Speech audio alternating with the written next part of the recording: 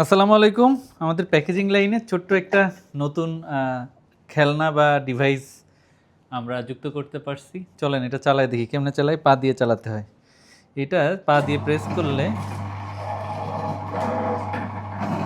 ব্যাস এটা সিল হয়ে গেল, এয়ার টাইট এবং সিল। তো আমরা এয়ার টাইট হয়েছে কিনা সেটা দেখার জন্য পানি রেখেছিলাম।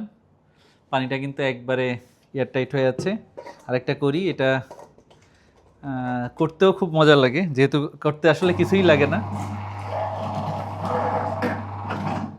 এটা এতটাই সহজ, মানে আসলে মেশিন মানুষের কাজ কতটা কমায় দেয় এবং কতটা সহজ করে।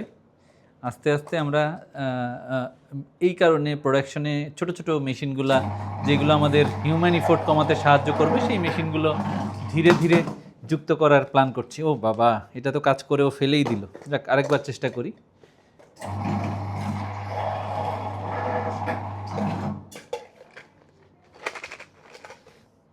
সুন্দর না? এখানে আমরা উপরে একটা এই ক্যাপটা লাগাই দিব, তারপরে আকলাকের একটা স্টিকার লাগাই দিব। ক্যাপ এবং আকলাকের স্টিকার লাগাই দেওয়ার পরে এটার কাজ কিন্তু একবারে শেষ।